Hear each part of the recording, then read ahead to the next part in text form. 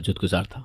गांव की हर औरत उसे अपना दामाद बनाना चाहती थी, मगर मैं उसकी शादी नहीं करना चाहती थी, क्योंकि वो हर रात मेरे तकिए के नीचे ढेर सारे पैसे रखकर जाता था। तब मुझे उस पर बहुत प्यार आता और डर भी लगता कि कहीं ये शादी के बाद बदल ही न जाए। मगर मुझे बहुत हैरत होती कि मेरा बेटा तो कोई नौकरी भी नहीं करता, फिर इतने सारे पैसे कहाँ से लाता है। जबकि रात को वो मुझे जोड़ों के दर्द की गोली खिलाता था, जिसकी वजह से मुझे नींद बहुत आती थी। एक रात मैंने सोचा कि बेटा जब पैसे रखने आएगा तो पूछूंगी उससे, और गोली न खाई। थोड़ी देर बाद मेरे सर पर आसमान टूट पड़ा जब मेरा बेटा। औलाद दुनिया की सब ख्वाहिशात का नेमुल बदल होती है। औलाद की खुशी ही हमारी खुशी होती है, लेकिन अगर वही औलाद हमारे साथ धोखा करे तो जो तकलीफ होती है उसका कोई मदावा नहीं कर सकता। बिल्कुल ऐसा ही मेरे साथ भी हुआ। जो धोखा मेरे बेटे ने मेरे साथ किया, मैं उसे कभी नहीं भूल पाऊंगी। हालांकि मैं ये जानती हूँ कि मैंने ही उसे इस मोड़ तक पहुंचने के लिए मजबूर किया था। मेरा नाम कुदसिया बानो है और मेरी उम्र 57 साल है। मेरा ताल्लुक कोहाट के एक नवाही इलाके से है। हमारा गांव बेहद हसीन था और रफ्ता रफ्ता जिंदगी भी हसीन होती जा रही थी। जब मेरे बेटे ने मुझे दुनिया के वो सुख देने शुरू किए थे जो मैं चाहती थी, मुझे ऐसा लगता था कि मैं जन्नत की मलका हूँ और इस दुनिया की औरतों में सबसे ज्यादा खुशकिस्मत हूँ, क्योंकि मुझे ऐसी नेक औलाद मिली थी। रिजवान मेरा इकलौता बेटा और मेरी इकलौती औलाद है। शादी के 7 साल बाद बहुत मन्नतों मुरादों का हासिल मेरा प्यारा सा बेटा जब दुनिया में आया था तो मैं जैसे उस दिन हवाओं में उड़ रही थी। 7 साल नंदों के ताने सुनने के बाद मैं थक कर मायूस हो चुकी थी जब रिजवान ने मेरी सूनी गोद को रंगों से भर दिया था। पहली औलाद, और वो भी औलादे नरीना पाकर मैं सुरखरू हो गई थी। उसके बाद शायद किस्मत ऐसी थी कि कई कोशिशों के बाद भी मैं मां न बन सकी, और फिर मेरे शौहर के इंतकाल के बाद बेवगी की चादर ओढ़ी तो वो रिजवान ही था जिसने मुझे थामा और मेरी जिंदगी का सहारा बना। अगर वो ना होता तो शायद अपने शौहर के साथ ही मेरी जिंदगी का सितारा भी डूब गया होता। रिजवान लाखों में एक था और उसका एहसास देखकर कभी कभी मेरी आंखों में आंसू आ जाते थे कि कोई बच्चा इतना अच्छा कैसे हो सकता था। उसे देखकर कभी कभी मुझे खुद पर शक होता कि इतनी नेक और परहेजगार औलाद मेरी कैसे है। मैं तो इतनी गुनहगार थी, लेकिन मेरे रब ने मेरे नसीब में इतना कीमती हीरा रखा था। मैं तो अक्सर नमाज भी छोड़ देती थी, लेकिन मेरा बेटा 5 वक्त का नमाजी तहज्जुद गुजार था। वो काम से घर आता तो बिना कोई बात किए जाए नमाज पर बैठ जाता और रो रो कर दुआएं करता। उसे खाने पीने का कोई होश नहीं रहता था, यहाँ तक कि वो कभी कभी सारा सारा दिन खाना नहीं खाता था। रात होती तो वो मेरे पांव दबाने बैठ जाता, और उस वक्त भी वो दुनियादारी की कोई बात नहीं करता था, बल्कि मुंह ही मुंह में तिलावत करता रहता। हमारे पूरे खानदान में उस जैसा नेक कोई नहीं था। सारे खानदान वाले मुझे रश्क की निगाह से देखते थे और मैं खुद को मोतबर महसूस करती थी। मुझे वो वक्त याद आता था जब सब लोग मुझ पर और मेरी बेऔलादी पर हंसते थे, और आज वो वक्त था कि सब मेरी तरबियत पर फख्र करते थे। खानदान की सब औरतों की नजर मेरे बेटे पर थी। ये वही औरतें थी जो हमें बहुत बातें सुनाती थी और हर वक्त ताने देती थी। लेकिन अब हर किसी का फोन मुझे रोज आता और वो अपनी बेटी की खुसूसियात मुझे बताती थी कि उनकी बेटियां कितना पढ़ी लिखी हैं, उन्हें क्या क्या बनाना आता है। और मैं ये सुनकर हंस देती और सोचती थी कि मफाद भी किस कदर बड़ी बीमारी है। लोग भी न जाने इस मफाद के खातिर किस कदर गिर जाते हैं। सब सोचती थी कि अगर रिजवान की शादी उनमें से किसी की बेटी से हो जाती है तो वो अकेली रानी होगी, क्योंकि ससुराल के नाम पर बस एक मैं ही बची थी जो कि चंद ही साल में मर जाती। इतना अच्छा खासा कमाने वाला लड़का, और वो भी इकलौता देखकर सबके मुंह से राल टपकती थी। लेकिन मुझे बहुत डर लगता था। मैंने आज तक उसकी शादी के बारे में नहीं सोचा था, न ही मेरे ऐसे कोई अरमान थे। बाकी माएँ जब अपने बेटों की शादी के बारे में बात करती तो मैं खामोश हो जाती थी, क्योंकि मेरे पास तो ऐसा कुछ भी नहीं था। मुझे ऐसा लगता था कि मेरा बेटा शादी के बाद मेरे हाथों से निकल जाएगा और मुझ पर वैसा ध्यान नहीं देगा जैसा अब देता है। कुछ लोग ये भी कहते थे कि तुम्हारा बेटा तो इतनी भरी जवानी में दुनिया से दूर हो रहा है और बहुत मजहबी होता जा रहा है। अगर ऐसा ही चलता रहा तो हो सकता है कि वो कल को शादी ही ना करे और उसे दुनिया से कोई रगबत ही ना रहे। लेकिन मुझे भी इन बातों से कतई फर्क नहीं पड़ता था। मैं खुद को खुदगर्ज कहलवाने के लिए भी तैयार थी, लेकिन अपने बेटी की शादी करने के लिए बिल्कुल नहीं, क्योंकि रिजवान रोज रात को तहज्जुद के बाद मेरे कमरे में आता था और मेरे तकिए के नीचे कई हजारों के नोट रख जाता था। इतने सारे पैसे देखकर मैं बहुत खुश हो जाती थी, और इसी की वजह से मेरा रहन सहन भी बदल गया था। कच्चे ईंटों के मकान की जगह अब टाइल वाले घर ने ले ली थी, और कई और सहूलियात भी आ गई थी जो कि बाकी गांव के घरों में नहीं थी। मैं सबके सामने अपनी बेटी की कमाई पर बहुत अड़ती थी। इसी वजह से सब लोग उसे लालची निगाहों से देखते थे। कई औरतें जब शादी की बात करती तो मैं ये कहकर टाल देती कि मेरे बेटे को अभी शादी नहीं करनी। हालांकि मैंने कभी उससे पूछने की कोशिश भी नहीं की थी कि वो क्या चाहता है। न जाने क्यों मैं इस बात से डरती थी कि कहीं ऐसा ना हो कि वो कह दे कि उसे कोई लड़की पसंद है। अगर वो कह देता तो मैं आखिर उसे इनकार कैसे करती, क्योंकि अब तो मेरे पास कोई जवाब भी नहीं था कि मैं उसे इनकार कर सकूं। वो अच्छा कमाता था, मेरी खिदमत करता था, लेकिन अगर बीवी आ जाती तो वो उसे ही सारे पैसे देता और सारा वक्त भी उसी के साथ गुजारता। बस यही डर मुझे अपनी ममता को सुनाने पर मजबूर कर देते थे। एक दिन ऐसे ही मैं घर में बैठी थी जब मेरी खालाजाद घर आ गई। उसे गांव की कुछ औरतों ने मेरे पास भेजा था। मेरी खालाजाद बहन बचपन से ही मेरे दिल के बहुत करीब थी और मेरी पक्की सहेली थी। फजीला को सब मेरी बहन ही कहते थे। वो अब तक बे औलाद थी, इसीलिए मुझे उससे हमदर्दी भी होती थी। गांव की औरतों ने सिफारिश करने के लिए फजीला को भेजा कि मैं उसके कहने पर किसी एक की बेटी को तो सनद कबूलियत बख्शूं, ताकि बाकी सबके लिए रिश्ते तलाश किए जा सके, क्योंकि वो सब की सब मेरी तरफ ही आस लगाए बैठी थी और उनकी बेटियों का दिल भी इसी तरफ माइल था, क्योंकि मैंने कभी भी किसी को इनकार या इकरार नहीं किया था। इसीलिए सबको वाहिद हल फजीला ही लगी थी। फजीला ने मेरे पास आकर मुद्दा बयान किया और मैंने हमेशा की तरह इस गुफ्तगू को इग्नोर करना शुरू कर दिया।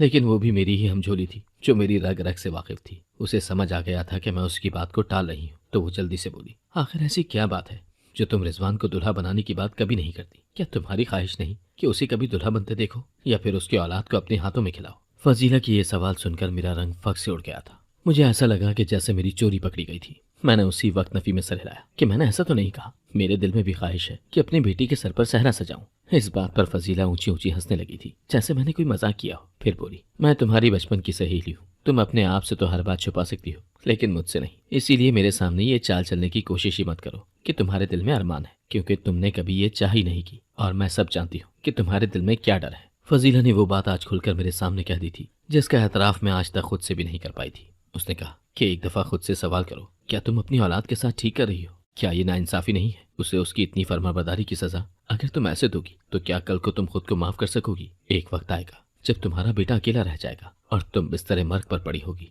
जब तुम्हें किसी सहारे की जरूरत होगी तो तुम दोनों बेयारो मददगार होगे। तब खुद से ये सवाल करना कि आखिर क्यों तुम ये संगदिली करती रही। मुझे उसकी बातें दिल पर लगी थी। ऐसा लगा था जैसे किसी ने अल्फाज नहीं तीर चलाए हों, जो कि मेरे सारे जिस्म पर लगे थे। एक भी निशाना खता नहीं हुआ था। मैंने अपनी सफाई में कुछ कहना चाहा था, लेकिन मेरी जबान मेरा साथ न दे पाई और मैं हिस्यानी सी कैफियत में फजीला की तरफ बढ़ी और उसे घर से निकाल दिया। मैं ऊंची ऊंची चीख रही थी और रो रही थी। उसे घर से निकालकर मैं अपने कमरे में आ गई और काफी देर रोती रही।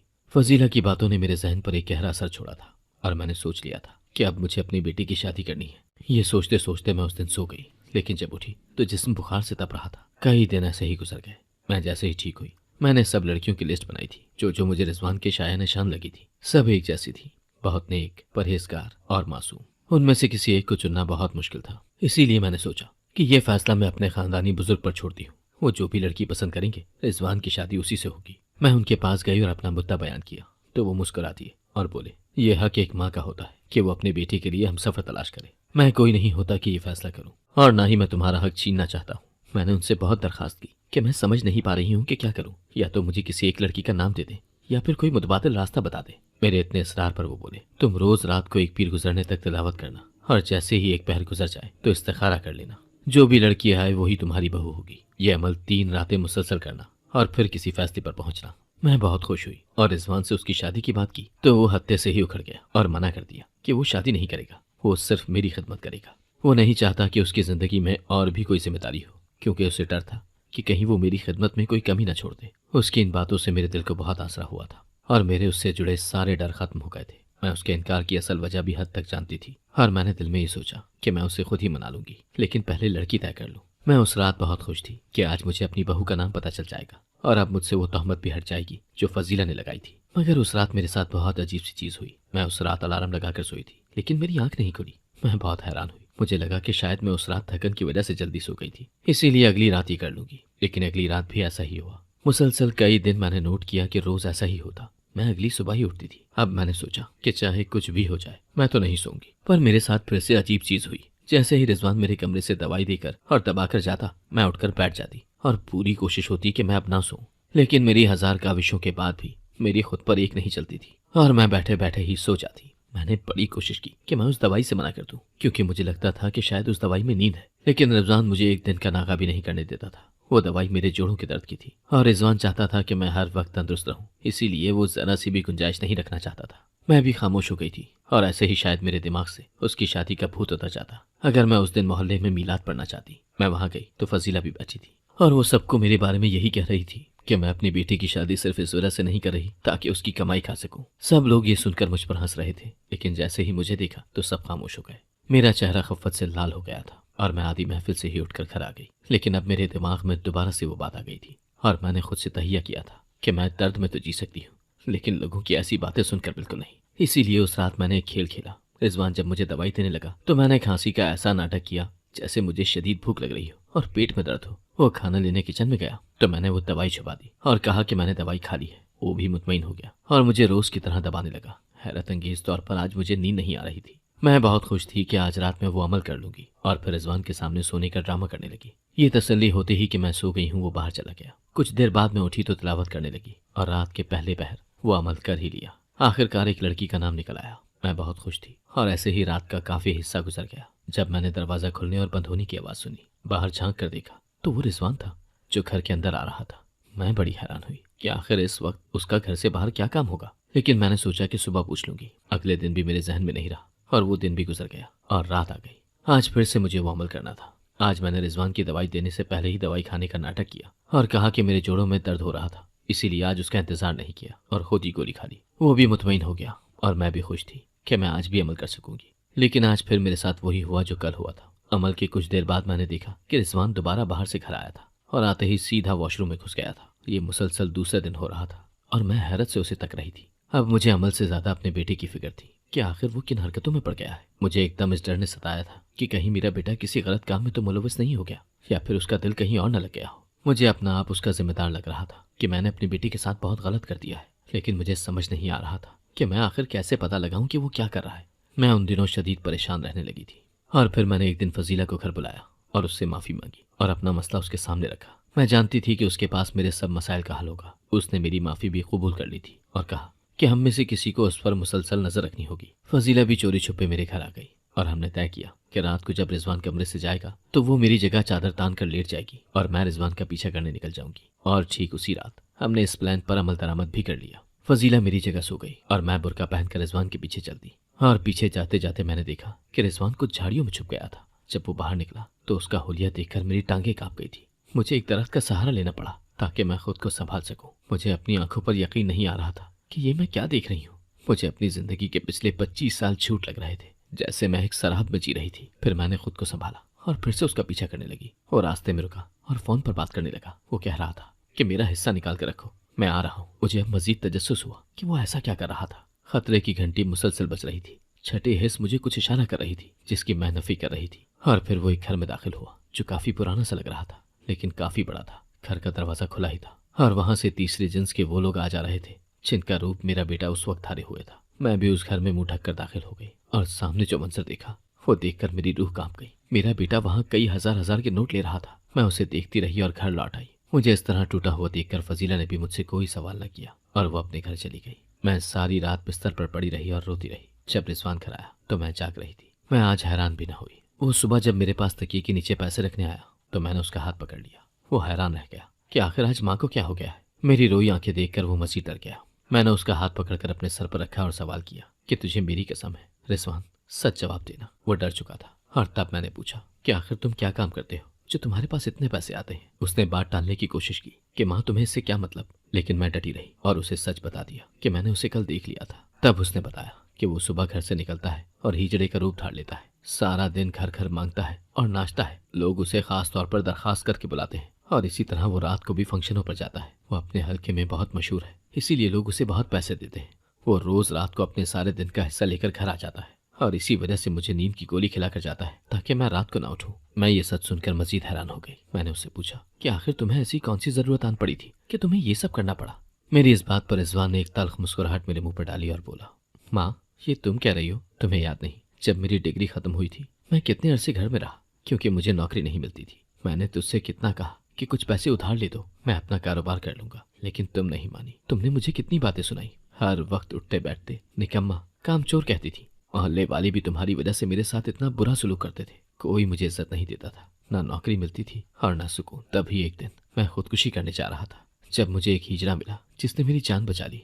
मुझे आज भी वो दिन याद है। तुमने मुझे बहुत मारा था और हराम खाने की आदत पड़ गई है, ये सब कहा था। मुझे ये ताने बर्दाश्त नहीं थे। उस दिन मैं जिस जगह इंटरव्यू देने गया उन्होंने भी मुझे मना कर दिया। जिस लड़की को मैं पसंद करता था तुम उसके घर भी रिश्ता ले जाने को तैयार नहीं थी क्योंकि तुम्हें भी ये बेइज्जती लगती थी कि तुम अपने बेरोजगार बेटे का रिश्ता लेकर जाओ। इस मुसलसल बेरोजगारी से तंग आकर मैं घर नहीं आना चाहता था। हर दरिया के किनारे कूदने चला गया और तब उस हिजड़े ने मेरी कहानी सुनने के बाद मुझे ये मशवरा दिया कि तुम हमारे काम में आ जाओ। शुरू में ये मुश्किल लगता था, बुरा भी लगता था कि खुदा ने मुझे मुकम्मल बनाया है और मैं इस नेमत की नाकदरी कर रहा हूँ, लेकिन मैं क्या करता। ये दुनिया मुझे नौकरी के बिना जीने नहीं दे रही थी और इन हालात से आसान ये रास्ता था। मैं अपने बेटे को रोता देखकर हैरान थी और खुद को कोस रही थी कि मैंने जाने अनजाने में ये कैसा गुनाह कर दिया था। मैंने उसके कदमों में गिरकर माफी मांगी कि मुझे माफ कर दो, मुझसे बहुत बड़ा गुनाह हो गया।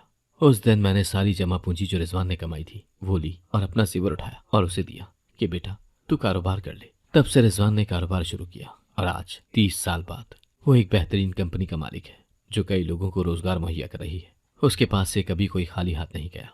मैं आप सबको भी यही कहूंगी कि अपने बच्चों पर इतना दबाव न डालें कि वो ऐसा कुछ करने पर मजबूर हो जाए। उन्हें वक्त दे और उनका हौसला बढ़ाए, वरना आप भी खाली हाथ रह